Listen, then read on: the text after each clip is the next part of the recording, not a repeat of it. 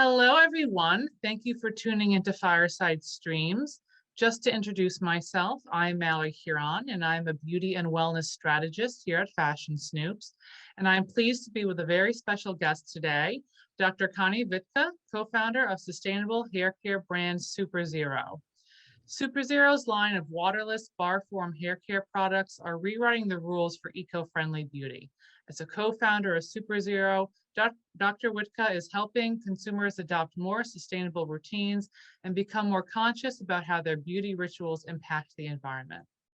So today I'm going to be speaking with her in reference to our Spring/Summer 23 cultural sentiment, Grow.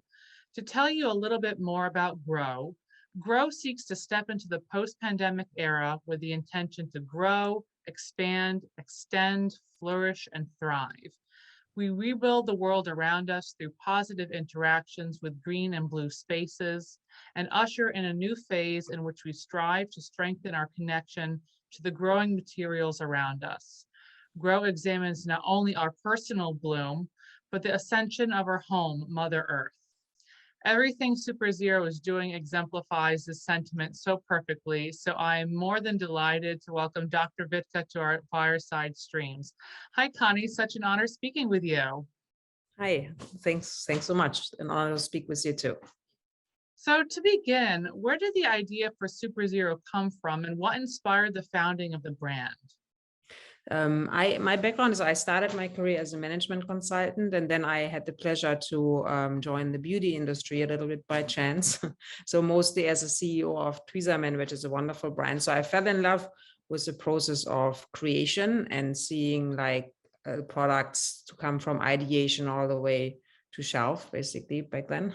So that's a passion of mine, to really product development and bringing brands and products to life. And at the same time, I'm extremely passionate about climate change and the fight against pollution. And I personally am a big believer in the idea of business for good, because it's the only fast moving force together with consumers that can drive change quickly, because regulatory is typically slow. So Superzero is really where those two things come together, because we're combining maximum performance, because we know you can only sell something if it's really, really great, on the one side, with maximum sustainability on the other side, to really drive change to the better, in conjunction with an awakening consumer consciousness for the bigger picture.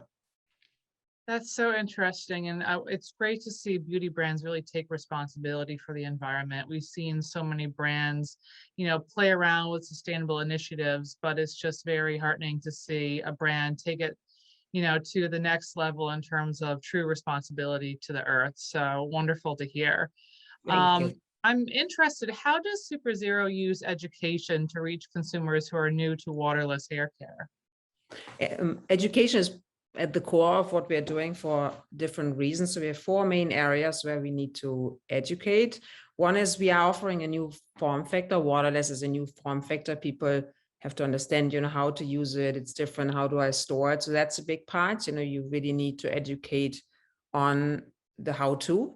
The next part is that consumers have been educated for decades now that bigger is better, right? So you want to have big shopping bags, you want to have big bottles, you want to have, and the reason for that being that brands want to stick out at shelf. It was a shelf-dominated decade. So that, you kind of have to reverse now that, because bigger is better is actually not true at all in the beauty industry. It's driven by water being the number one ingredient in most liquid formulations, because water is cheap. It's very, very cheap. So you can sell big bottles at very low cost. So that's a big re-education though, because you're comparing now a small bar like this, which is worth 3 bottles of shampoo, but after decades of bigger is better, it's a little bit that needs education.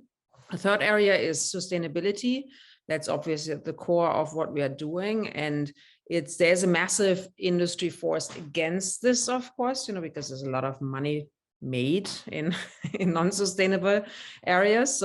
And there's a big tendency sometimes to take shortcuts, right? So I'll just be climate neutral now, or let's use bioplastics, or, things that, so check the box, move on. So we are very into educate consumers on what sustainability really means, what it doesn't mean, what is sustainable, what's not sustainable, what's greenwashing, so really to go deep there, because again, the consumer is going to drive this because they rule with their pocket. And then the fourth is ingredient and health. So the whole topic of microplastic is emerging, as in science, and it's one area. I mean, we have other ingredient health areas, but it's one area where we're trying to educate, because it's such a massive public health crisis in the making, basically. So those, I would say, are the four. So key. Yeah, well, we love that you're doing so much for education, because education really is the key in getting consumers to adopt new products that might be novel to them. I mean, I know the first time I used a bar form shampoo a few years ago, it was a bit of an adjustment, but then you realize how easy it is and how, much more efficient it is. And so it's just that idea of changing the consumer mentality and getting them to buy into the idea that this is truly more sustainable, not only for the earth, but for their own routines. I mean, they are so concentrated. And they offer, you can go so long without having to buy another bottle because there are that many bottles in there. It's also and you just have to, sorry. Oh, You just no, please. Because I think a lot of this service is also done by some bar brands, because there are some brands that actually just sell soap as shampoo. Then you try it and you're disappointed, right? So because soap opens a cuticle structure and it builds up in your hair, so that's a bad experience. So that hurts everybody who, like us, is actually, we are really formulating salon quality shampoo in bar form, which is very different from sticking a label on a soap. So that's another area. It's so key that people understand how to read ingredient labels. So how do you read that? How do you understand what is actually the real deal and what is not? And that's so interesting you mentioned that, because just anecdotally, because I love Superzero products. They're amazing. And I've, tried to get some of my friends to adopt to waterless hair care. And so many of them had a bad experience with a bar form shampoo like a few years ago. And they'll say, oh, it left my hair feeling, cakey. It left my hair feeling greasy, left my hair feeling brittle. And, I'm over here saying, yeah, because it's soap, and it's like, no, they're really great brands now. Like, it's a really great elevated product at this point, and it's so much better for the environment. So just interesting that you touched on that. And also, I love that you mentioned greenwashing, because that's a huge conversation. And also, I wonder if there's a little bit of blue washing going on with brands claiming to be conserving water, but they aren't. So just interesting that you touched on that. Just also, speaking of sustainable ingredients, can you please explain a little bit about Superzero's zero-in methodology when it comes to ingredients and formulations? Because at the end of your last question, you spoke a little bit about the ingredients you use, and I think the zero-in methodology is super interesting in terms of sustainability. Yes, so when we look at ingredients, we always look at three categories, the golden rule of three. So it's performance for one, of course, that's a given. I mean, it should be a given that we use for tailored actives that tailor to your hair type that really, really works. So that's a given. Also, we don't use sulfates because they're drying to your hair. So the second big area is sustainability. So we are, for example, we are certified microplastic free, microplastic being a gigantic issue driven by the industry and many other industries. We might want to touch on that later. Then there is no silicones for the same reason, because silicones are bioaccumulative and considered by the Plastic Soup Foundation, which is a standard we follow, as microplastics. We use no mineral oil. We use upcycled ingredients, that basically come from the food stream. And we use very limited palm oil. If we do, we use RSPO certified palm oil. We do that because coconut, which again nobody knows, but coconut oil is the alternative to palm oil, and it has a massively more land use in relationship to yield. So the whole, if it basically just saying never ever palm oil, then you are basically promoting the coconut oil farming. So it's all interlinked. People have to understand what the result is.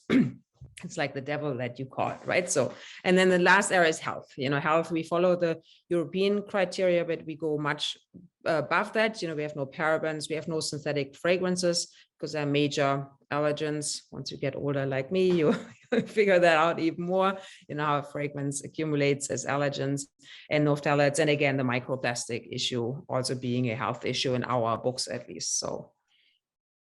Well, yeah, that's very interesting. I'd love to expand on that more. So what's the deal with microplastics? We've been hearing a lot about this recently from a health perspective, and I'd love to hear any insight you have on this, because it's a super important issue for not just beauty, but the environment as well.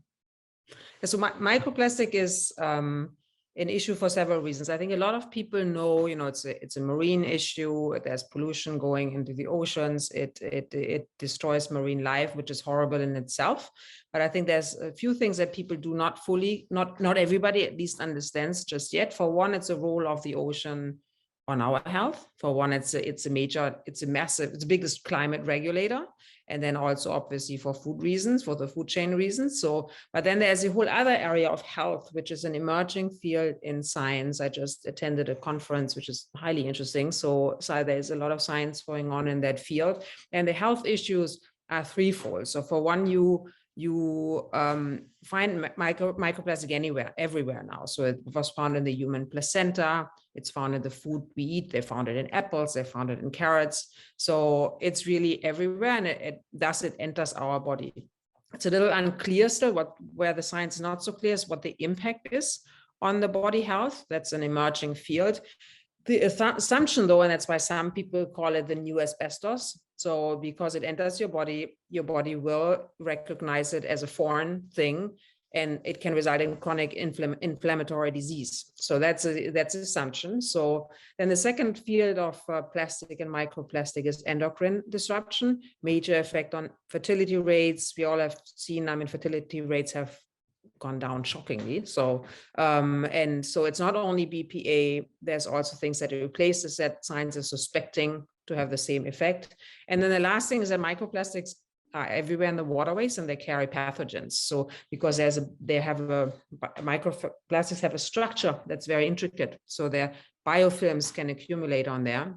So they carry pathogens along with them. So it's a fascinating field. It's scary, but it shouldn't really be scary. Only we have to just deal with it, right? So it's not I don't believe in scare tactics. I believe in clear-eyed view on things, and then you address it with science. So the beauty industry's contribution to this is twofold. So it's not obviously the number one plastic user in the world. It is a very big one, though. So it's contributing through plastic itself and also through ingredients. So to microplastics and also silicones in ingredients. So massive issue in my books is that, but science is, they are really, there's several universities also very busy with the topic, but it's emerging, and the assumption is that we might look back and say like, oh boy, what did we do? And hopefully we don't. So I think I better be proactive about it. Well, I certainly endorse a proactive approach. And it's just interesting that you also brought up two topics that we've been tracking within sustainability for a while now, which is the idea that brands are now realizing that everything is interconnected.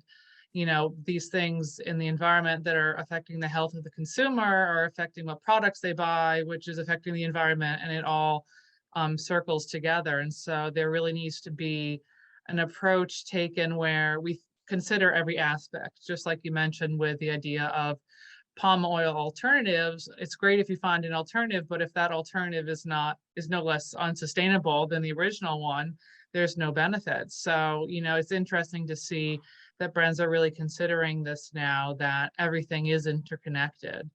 And also the idea of, especially you pointed out endocrine disruptors, which again, we're seeing a lot of talk about in the beauty and wellness industry, the idea that many of our products carry these endocrine disruptors, and consumers are just unaware. And so definitely, sustainability has such a multifaceted effect on our lives in every aspect of it. And especially with the products that we're putting on our body, it's so important to find a product that's ethical and that is safe for us to use.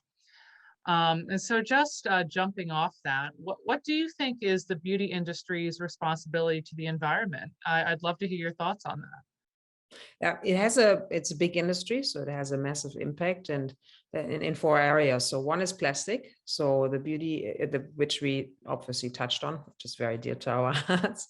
So the beauty industry overall globally produces 120 billion pieces of plastic waste per year. So that is a big number. In the US alone, if you look only at rigid plastic, it's 7.9 billion units of rigid plastics per year. So it's a big number, which makes sense, right? Because it's a high use product. So that's one area. And then the second area we touched on already is microplastics, so both from the plastic and from ingredients.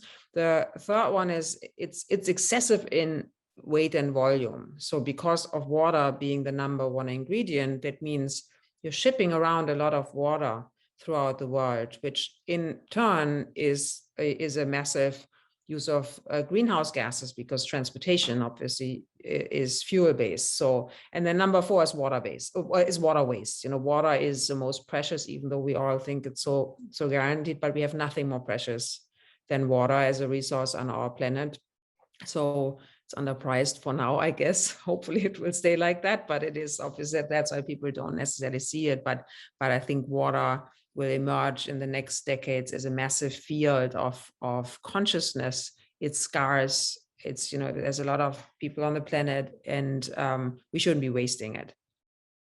Definitely agreed. I think I saw that the UN has declared this next decade the year of the ocean, or something to that effect, where they're really trying to study how to conserve and manage our oceanic waterways.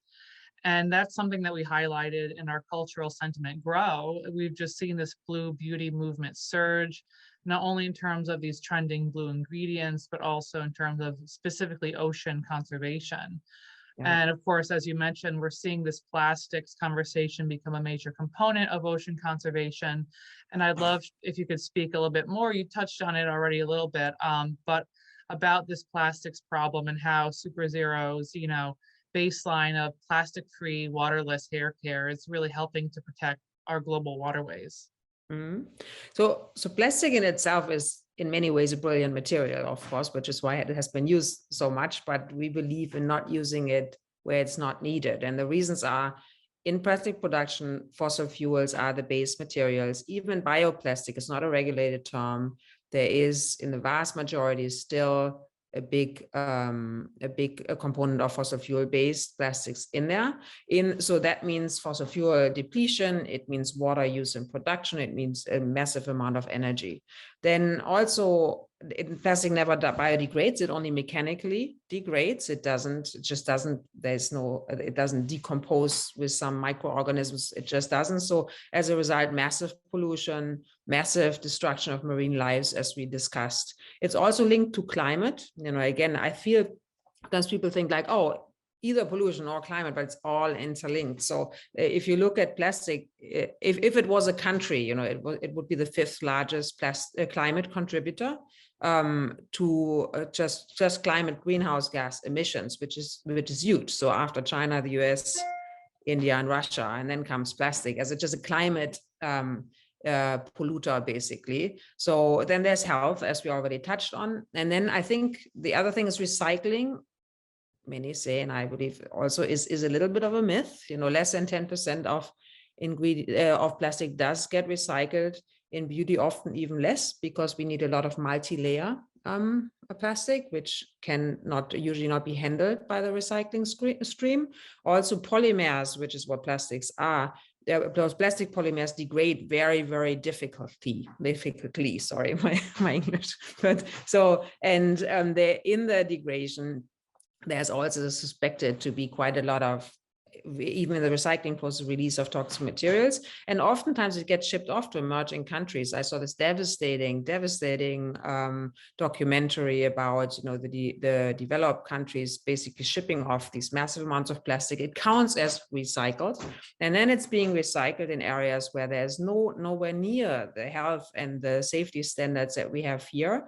It also means they cannot recycle their own waste because there's no capacity, and which then again contributes to massive amounts of pollution. And it's just a human health. I mean, it's just, if you see these pictures of how recycled plastic is being handled in some of these these kind of, it's just heartbreaking. It's heartbreaking to me. So what do? We eliminate it, so we basically avoid it in our products because it's a unique situation where we have plastic in the shower, we have water in the shower. So why plastic is needed because water is in the product. So eliminate it and formulate in a very new way, a very novel way, actually, because soaps have been around, but high quality shampoo bars are completely new, because it's a completely new way of formulating it if you really want to beat salon quality shampoos and not cheap shampoos. So we do that. And then also we are also climate neutral in our shampoo bars. The rest is in the making, and we are also members of 1% for the planet. So trying to take action there. As you can hear, I'm very much a believer in science, education, so kind of taking action there to help the process, because there is still a lot of education to be done and awareness to be created, etc. Well, that's great to hear. I mean, it's just so wonderful to hear a brand taking charge. I'm curious, Superzero is obviously doing so many great things, but facing all these critical issues, what steps do you feel that other brands in the beauty industry in general can and should be taking in terms of sustainability? I think overall, to me, the biggest thing is just take your own advice. The beauty industry is always saying beauty on the inside is even so much more important than the beauty on the outside. At least that's being claimed. So, and we should do that with our product too, right? Beauty on the inside of the product should be more important than the beauty of the outside of the product, which is the packaging. In reality, a lot of budget is spent on the beauty on the outside, and an overproportionate amount, which is what's driving the issue of pollution, and that shouldn't be done. And the next thing I would say, use rigor and research. The shortcuts are an issue. Now, I know they are so tempting, right? They're so tempting. Let me just check that box and move on. So let me just say I'm climate neutral. Now I'm hyper sustainable, but just disregarding the climate neutral doesn't really take into account the pollution effect on the end of life. It doesn't take that into account. It takes into account your carbon footprint. You offset that with paying off your sins. And then basically but it doesn't take into account end of life pollution. So I think that's same as bioplast. Be rigorous and be honest about it. I think every step is a good step, but don't greenwash. And then the last thing I would say, ultimately, companies have to be held accountable. That is the regulatory gap, I believe, that exists right now, because right now it is, and that does not only account for the beauty industry, that's a wider issue. But right now, there is a right to pollute, and then the general public has to pay for the end of life of those products. So is a shift that has to happen, right? Because those costs and impact everyone carries. Whereas, so I believe it's just a matter of fairness to say, you should be, if you put out a product, if you put out whatever release, so then, you should be responsible, right? It's like when you do something as a mom, you're responsible for what you do. So until the very end, you're not being let off the hook halfway in. So I feel that's another shift that should happen. It doesn't mean like all negative and bad and penalties, but just means be responsible for the whole life cycle, which is a regulatory question, really. I think the risk here is the shortcuts. The risk is it's an inconvenient topic, right? There's a reason why this was called inconvenient truth. It's very inconvenient. We just wish it didn't exist. It's just, so it's so tempting to just check a box and say, I'm done with it, So, but that's, again, the consumer is really important because they rule with their pockets. Yes, I completely agree with everything you just said. It's just it's both very scary and slightly depressing, but also I agree that the simplest solution is just to be honest, and even the smallest honest step is better than a large sweeping greenwashing movement. And it's interesting because the idea of greenwashing and being held accountable, and of course governmental regulation would be nice, but we're also seeing consumers, in lack of some more stringent government regulation, almost become their own regulators. We're seeing consumers really hold brands' hands to the fire and hold them accountable for these, for greenwashing, for promising to do something. They're really doing their research, and it's nice to see, a brand that recognizes that and is And the definitely taking challenge I that. feel is research now is I think we need to listen to the science in a lot of times, and really look at the data, look at the numbers, because as you can look for anything online now and find somebody who says it's bad or it's good, or it's that's the issue, right? So I feel it's a mutual responsibility of business and science, and I think the science should have a stronger voice at the table, but that's my general it's general opinion. There's a lot of brilliancy there in academia and etc. And then, but these are the only fast-moving forces. That's the thing. In a crisis, you can only rely on business and consumers in conjunction somehow to push a faster moving pace than a government can or wants, or for whatever reason, right? So can implement. So, and since business is ultimately dependent on consumers, it is in a fast-moving consumer goods, of course, only, but in our business, you're dependent on it. You're dependent on the consumer. Otherwise, it's just a dream. So, and otherwise, yeah, a friend of mine said once to me, she said, like, oh, when I die, on my gravestone, at least you can put, at least she tried. But hopefully it's more than that. Hopefully it can I hope so too.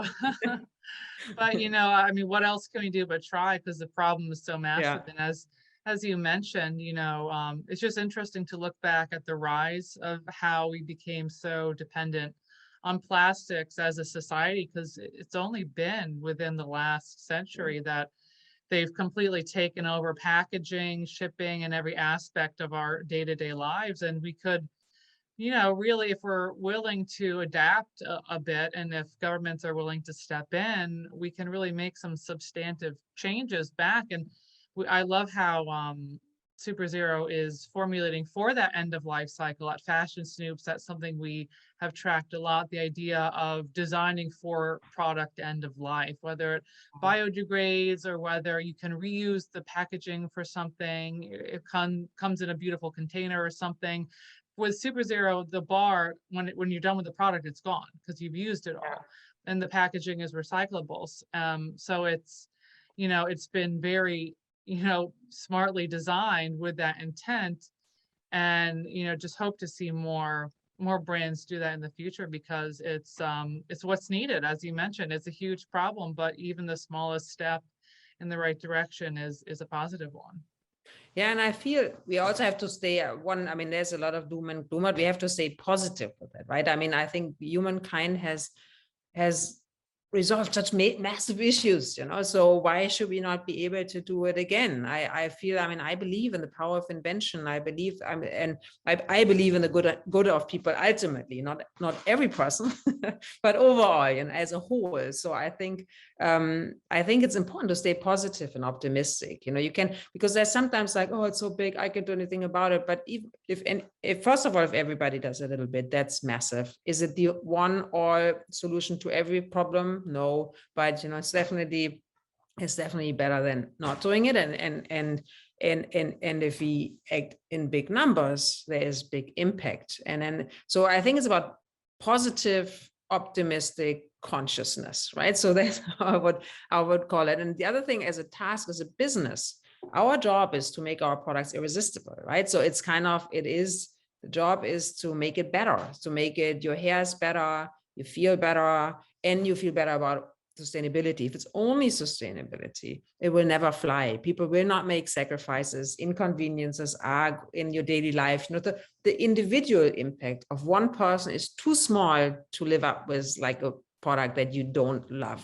So accumulate if it's big enough, but for a single person, it needs to do both. It needs to check both boxes. It needs to be great and sustainable. It needs to be great first and foremost and sustainable. So that's the only way to do it, because you can't ask for all these individual sacrifices, So I feel that's an important point. So stay optimistic, solve on the product level. And then you have to rely on all the parties coming to the table and understanding bigger is not always better. Yes, it looks more expensive, but it's worth so much. Look at all those things together. And I think the last thing that I'm passionate about, the retail also everybody has to come to the table, because the big disadvantage of waterless is its size footprint. That is a big competitive disadvantage. Online, not so much, but then even there you get it. Oh, it's so small. So because at that moment you don't see it lasts so long. And on the retail environment, say you put one bar and you put like 5 big bottles next to it, people won't see it. They won't see it. They won't find it. So I think that's the other party also. We have to lift those products up for what they are, which is very, very high value delivery and great performance in a little piece. So so that's just one. It's all interconnected. Well, we love that. And it so perfectly aligns with what Grow is all about. I love what you said, positive consciousness. I think we're going to have to put that in our notes field, because I just love that terminology. It's definitely about being conscious about and intentional about your choices, but in a positive way. And Grow is all about this idea that we can help each other flourish, we can help each other thrive, and that we can come out of this pandemic in a positive way for the environment and for us. And so that encapsulates the sentiment so perfectly. Just one more question for you. What's next for Superzero, and how do you see waterless beauty evolving in the future? I'd love to hear your thoughts. So we are just at the very beginning, really. We just launched, we're not even a year old, right? So we have a lot of work to do on awareness and, getting, basically filling our consumer funnel, so, and then, but beyond that, we don't want to stop with hair care. When we already have hand products too, we're working on other categories too, because the concept is expendable of basically formulating because there is a real white space for us, which is products that perform better and are more sustainable. That's our white space. Premium products that perform so beautifully for hair, skin, body, and are sustainable. So there's tons of more room, of course, for us to grow, which we are working on for 2022 and beyond. So, and then again, awareness. We love to hear that. Well, Conny, your insight is amazing, and we're so excited to follow how Superzero continues to change the beauty industry for the greater environmental good. The entire FS team has been so inspired by you and your brand, and I really want to thank you on behalf of my team. It's been such a pleasure talking sustainability and beauty with you. So thank you so much. Thank you. It has been an honor. Thank you for taking the time. Of course, thank you.